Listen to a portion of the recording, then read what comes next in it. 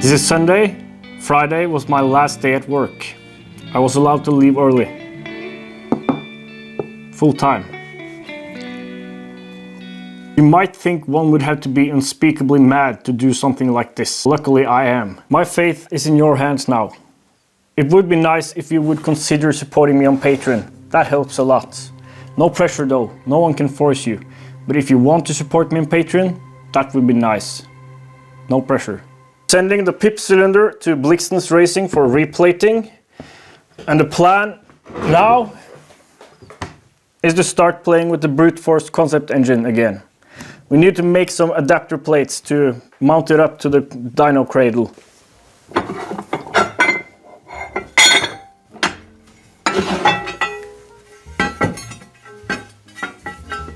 If I had been a little bit smarter when designing this, I would have made it deeper, and then we could much easier adapt it to the other engine. I'm not sure why I remember now I hadn't started thinking about the brute force engine when I made this. So that explains it. It's no problem though. We'll just make some slight adjustments.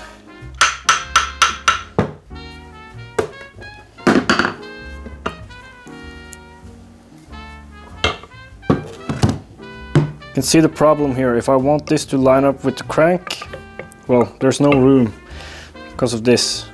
So I have to mount it like this, offset to the crank axis, and calculate the lever arm to the load cell. The load cell is mounted on the cradle, measuring torque directly, so that I won't have to worry about transmission losses while taking measurements. It's important to think about the chain line now. I need room for the chain between the blower and the mount here. I have a strong feeling the brute force engine has a power band much lower in the RPM range and also much wider than the PIP engine.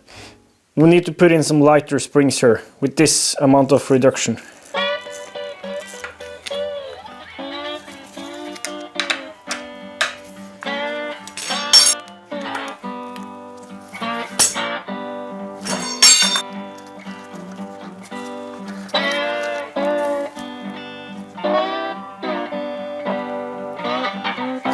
Gotta love this taper lock system.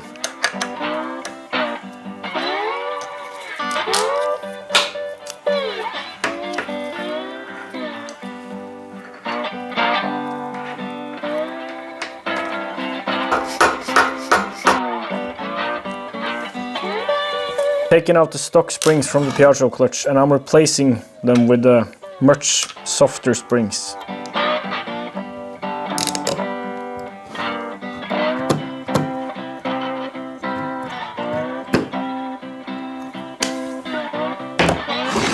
Reinstall the clutch with the softer springs.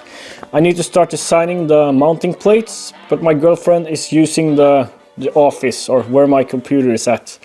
So tomorrow morning. Been reading the comments from the previous video and I want to clear up a few things.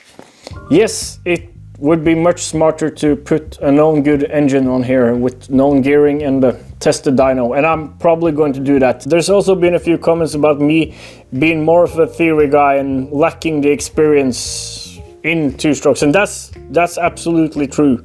I feel I have a much better grasp of the theory, and I feel I lack, I feel there's so many people out there with much more experience, like real world experience in tuning two-strokes than I have. And that's probably because I'm always doing some experimental shit, and I just don't get that much runtime compared to people like doing racing, proper racing, and building engines and running engines every day. And about the theory, I know a lot, but there's also much more I don't know. And that's probably why I haven't lost interest in two-strokes, because it seems like just this bottomless hole of knowledge that needs to be acquired. And the experience will come. Like, you have to work on engines to get the experience. Yeah. And also, I don't drink nearly as much as you think I do.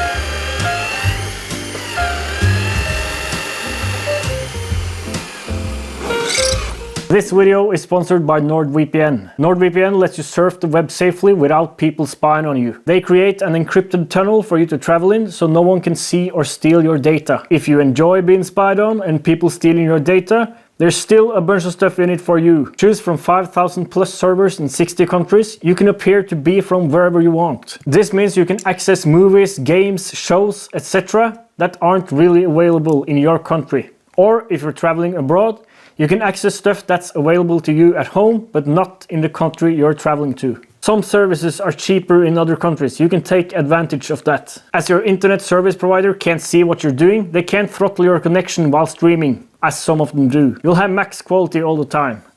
Connect up to 6 devices: Windows, Linux, macOS, iOS, Android. It even works on Android TV. NordVPN uses diskless servers, no data stored. That's great if you're a whistleblower or elite hacker and the government comes knocking on your door. Or NordVPN's door. Go to NordVPN/2strokestuffing for a 2-year plan, plus a bonus gift with a huge discount. It's risk-free with Nord's 30-day money-back guarantee. Thank you, NordVPN.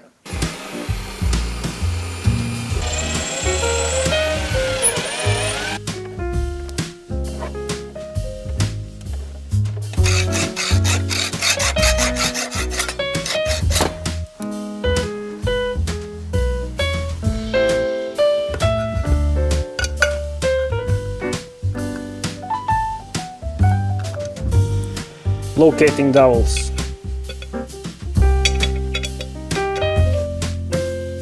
This is a common trick I've wanted to try for a while now. I'm applying masking tape to the hold down surface and also to the part being held down.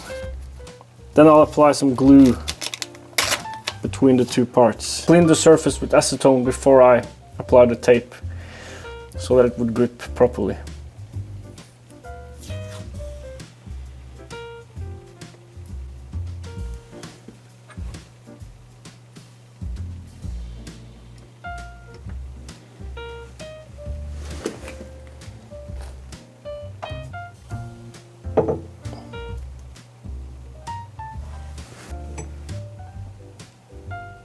From what I've seen, this should be enough for pretty aggressive cuts. We'll see. Okay.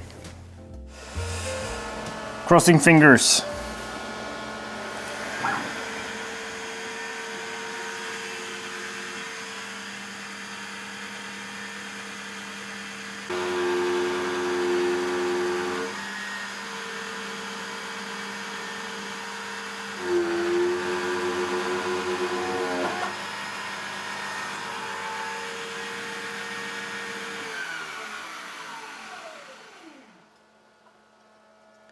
Fail. I think flood coolant is the problem here. I don't think this is possible with flood coolant. This part is just missing the holes and the contour isn't completed, but the part of the contour that needs to be completed is completed. So might be salvageable. Let's try without the tape altogether, just the glue. And we'll use some heat to get it unstuck. I think that should work better.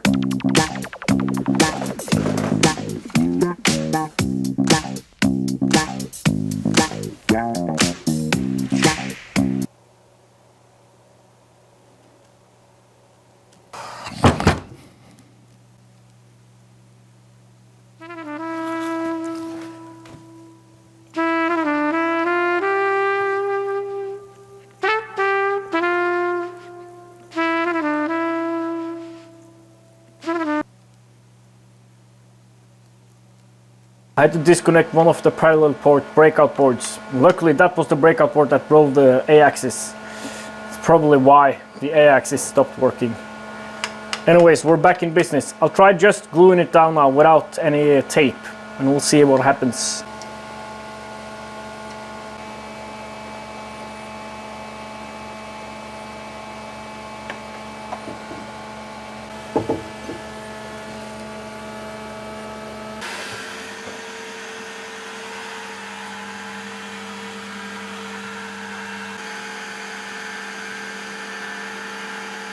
Success!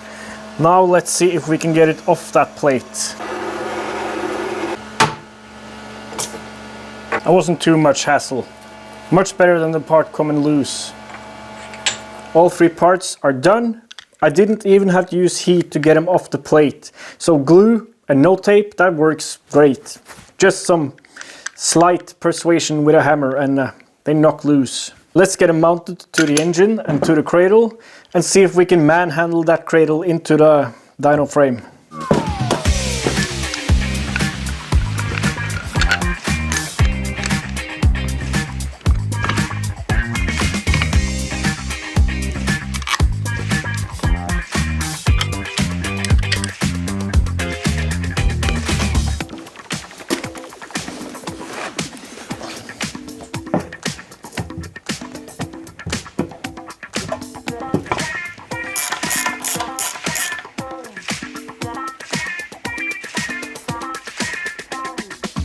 We have a slight clearance issue. The chain is hitting here and up here. Quick fix. If anything is asking for trouble, it's this. I'll try to take light cuts, crossing fingers, as always.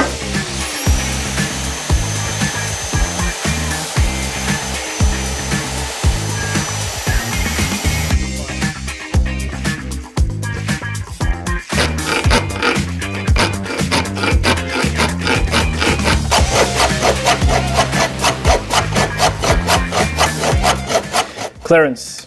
Took way longer than I anticipated. You're afraid this is the end, aren't you? It's not. I'll bring you back when I've transferred all the electronics, the gauges and the stuff, over to the dyno frame. We're almost there now. Would you look at that? I could just place the old makeshift test stand behind the dyno and everything hooks up just fine. I need a chain lock. And that's it. Let's hope I can find one in town.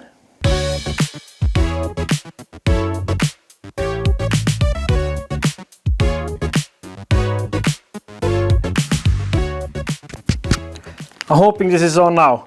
My microphone decided to not record sound for a bunch of stuff I just filmed. Got that 428 master link. This was the only one available in my nearest town in Norway.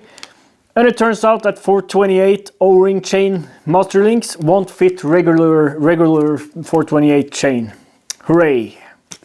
And it's my first day with glasses since 20 years. Everything is really sharp. And it feels like I'm really drunk. Driving super slow to Sweden to save on electricity. Success!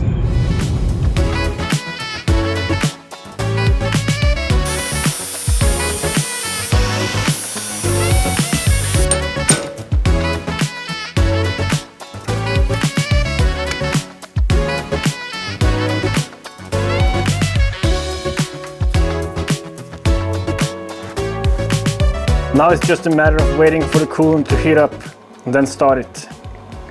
You know, not to break rings like last time. And to make it easier for the methanol to burn.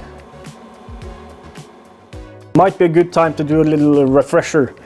So this is my brute force concept engine. It's 50cc. It has a blower. It runs on methanol and nitromethane through this pumper carb. It has a rotary exhaust valve. It has very special port timing, making that rotary exhaust valve necessary, and I'm hoping it will produce a lot of power. Today will be the first time under load. If it runs under load, I'm happy for today. This wastegate is used as a dump valve and a quick and dirty boost controller, and it's set to its minimum. Last time we ran it, we saw 0.6 bars of boost. But you saw that the workshop video. How's that possible? How can this build boost?